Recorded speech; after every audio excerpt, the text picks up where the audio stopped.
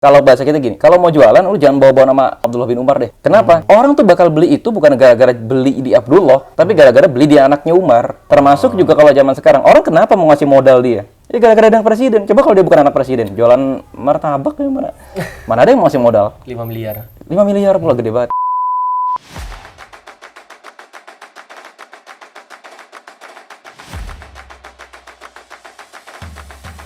Ini ceritanya ada beberapa sahabat Nabi yang saat itu nggak dapat jabatan apa-apa lah. Mereka cuma netizen biasa lah gitu, masyarakat biasa. Melihat kok teman-teman gua yang sekarang mereka berkuasa, kok bikin rumah baru, Tambah kaya. tambah gitu. kaya, ontanya banyak, perutnya maju. Karena mengkritik pemerintah tuh bagian dari menyuarakan kalimatul adil, gitu, menyuarakan kalimat keadilan.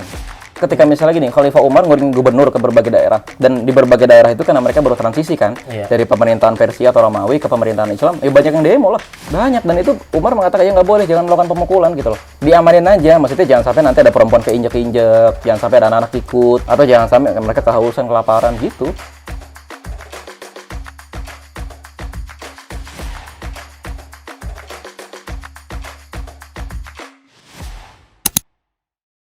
Kembali lagi dalam podcast Bangsa Mardika, terdengar jelas menyebar luas, dan hari ini kita sudah bersama Amar Risalah. Ya, Seorang apa nih saya menyebut Anda?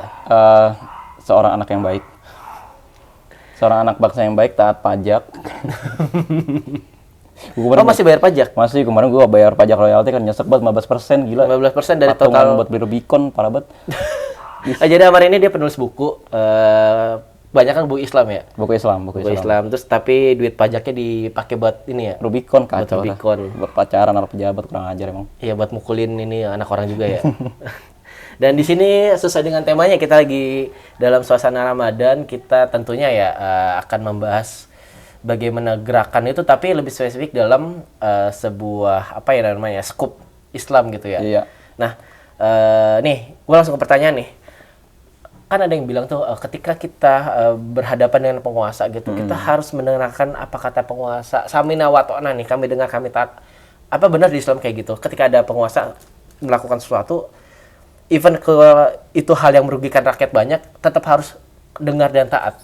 Nah, ini ada satu sebenarnya kayak semacam jadi mitos gitu ya, mitos. Karena apa? Ada sebagian kaum muslimin yang beranggapan bahwa penguasa itu mutlak gitu loh, atas alasan lo harus jaga dong darah sesama kaum lu gitu, misalnya darah sesama kaum muslimin ataupun darah sesama anak bangsa, biar apa nanti kalau lu kritik penguasa terus penguasa marah lu dibunuh. Nah, tanda darah tertumpah sia-sia. Padahal yang benar adalah begini, ada satu hadis yang terkenal banget sebenarnya ya, ini disahihkan oleh beberapa ulama, yaitu menyerukan kalimat adil atau kalimat kebenaran ya adalah jihad di hadapan penguasa, atau dalam bahasa aslinya begini, menyerukan kalimat yang adil adalah sebaik-baiknya jihad di hadapan penguasa. Nah, di sini hadisnya itu tidak menggunakan kalimatul haq, karena kalimatul haq itu konotasinya kepada tauhid, masalah agama, tapi kalimatul adil. Nah, adil itu bukan cuma punya dimensi ketuhanan, tapi dia punya dimensi sosial. Artinya dimensinya itu bukan cuma bahas fikih, bukan cuma bahas sholat, tapi dia ngebahas masalah ada hak lu nggak yang diambil, pajak ketinggian nggak, atau misalnya rumah lu diambil paksa nggak untuk jalan apa dan lain sebagainya. Ada dimensi itu gitu loh. Hablum minannasnya ya, antar sesama manusianya. Nah, gitu. antar sesama manusia gitu loh. Nah, dari situ, ini banyak ulama kemudian menafsirkan begini.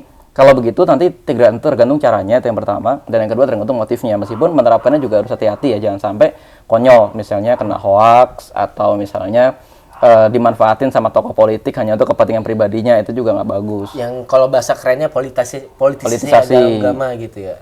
Politisasi agama. Tapi yang ini ujung-ujungnya juga akan implementasinya nih, misalnya nih, dulu ada penduduk Mesir yang itu rumahnya digusur paksa untuk pembangunan sebuah proyek di Mesir di masa Khalifah Umar bin Khattab. Nah, yang gusur gubernur Mesir Amr bin As namanya. Ini dua-duanya sahabat Nabi loh, yang cukup besar. Tapi si penduduk Mesir ini nggak terima, dan kisah penduduk Mesir ini bukan orang Islam loh, orang Yahudi. Gitu loh. Dia protes, dia langsung datang ke kota Madinah. Nah, dia bilang pokoknya rumahnya digusur oleh gubernur, dengan dia lampirkan dong bukti-buktinya, mungkin ada surat tanah, dimensi tanahnya udah diganti apa belum dan lain sebagainya gitu ya. Dan Umar nggak jawab apa-apa, dia saat itu ngambil tulang itu dibelah, dikasih ke orang Yahudi ini, kamu kasih ke gubernur kamu.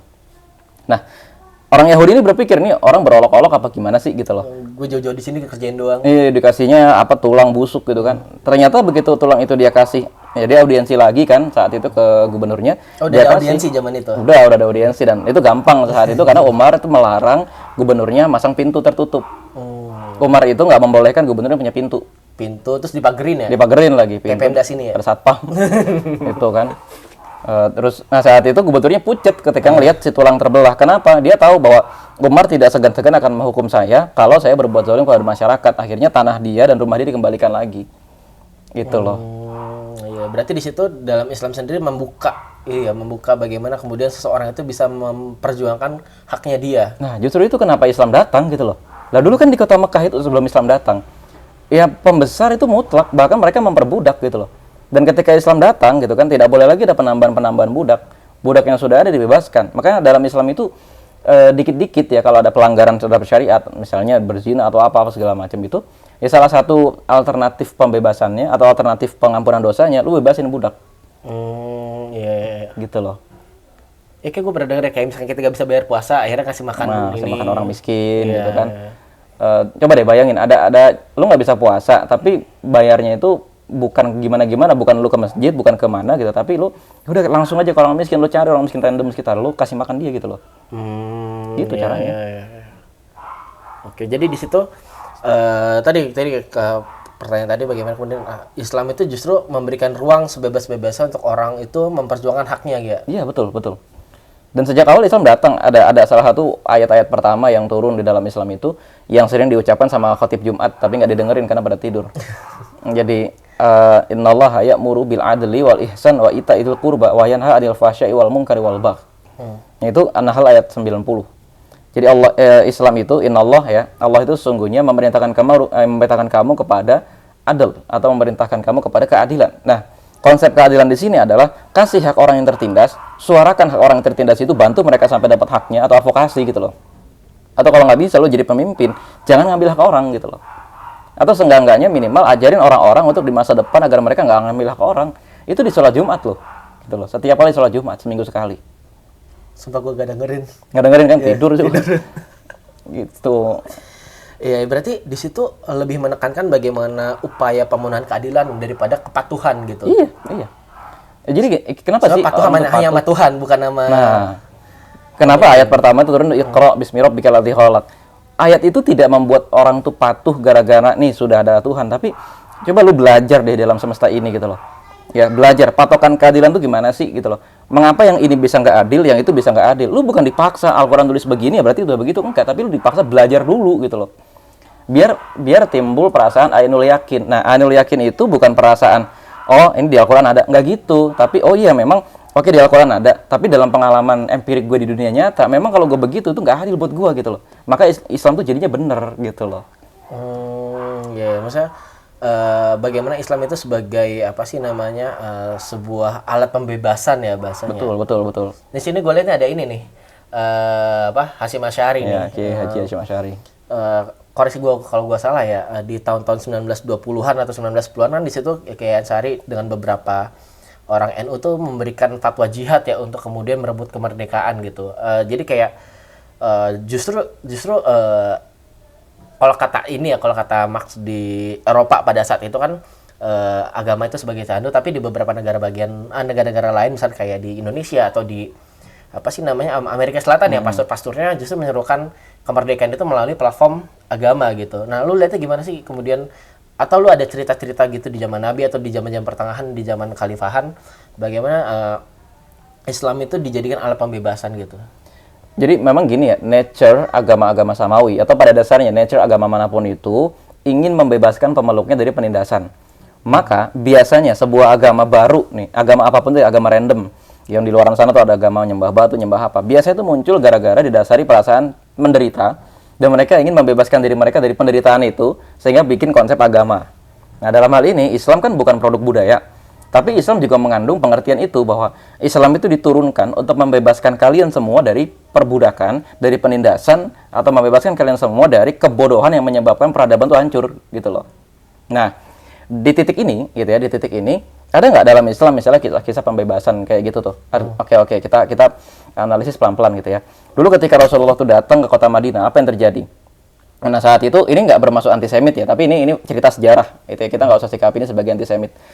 Orang-orang Aus dan Khosraj yang saat itu menjadi penduduk di kota Madinah, ternyata saat itu ditindas secara ekonomi oleh orang Yahudi. Kenapa? Orang-orang Yahudi ini menempati daerah yang lebih subur kan kayak Jakarta ya, ada daerah hijau sama ada daerah kota gitu. Orang Yahudi itu menempati daerah yang lebih subur dan karena mereka lebih lama di sana, mereka membuat pasar. Nah, kemudian mereka kan sama-sama bertani nih, baik orang-orang Ansor maupun orang-orang Yahudi. Nah, pada saat itu ternyata hasil tani mereka itu untuk masuk ke pasar harus lewat Tengkulak. Ya, sama kayak zaman sekarang. Makelar, Tengkulaknya main-main di sana gitu loh. Udah Tengkulaknya main-main dan sama kayak sekarang pupuk misalnya atau ketersediaan air. Kan untuk bikin korma itu kan kebun korma perlu air. Dan airnya dimonopoli juga sama orang Yahudi. Di pasar harga diatur sama orang Yahudi bukan sama petani atau bukan diatur oleh mekanisme pasar secara umum. Gitu kan, sehingga apa yang terjadi? Mereka rugi terus dan sampai-sampai gara-gara adu domba itu ya, adu domba secara ekonomi, sesama orang Arab yaitu Aus dan Khazraj sampai berperang. Dan ketika Islam datang gitu ya, Rasulullah itu langkah pertama yang dilakukan adalah mempersaudarakan mereka. Terus yang kedua mencoba membalik pasar dengan cara apa? Rasulullah itu bikin pasar yang mana di sana tuh nggak boleh datang kulak. Pokoknya petani boleh langsung jualan di sana dan masyarakat boleh langsung beli di situ. Gitu loh. Dan Rasulullah memerintahkan beli sumur-sumur itu lalu sedekahin. Artinya udah kalau buat nyiram tanaman, nyiram apa udah sedekahin aja. Dan nggak ada pungutan yang tinggi gitu loh. Untuk kepentingan umum lah gitu ya. Iya, untuk kepentingan umum untuk gitu loh. Untuk publik bahasanya kok sekarang. Untuk publik dan yang lebih penting lagi bukan cuma untuk langsung ke masyarakat ngasih minum. Tapi untuk mengairi sumber pertanian. Itu yang paling penting gitu loh. Nah, sehingga dengan cara seperti itu kota Madinah tuh pelan-pelan bangkit menjadi satu kekuatan dan di sini orang-orang Yahudi mulai merasa tersaingi. Padahal bagi petani-petani saat itu ini bagus gitu loh karena membebaskan kita dari tekanan pemilik modal ataupun tengkulak ataupun penguasa pasar. Nah, gitu loh.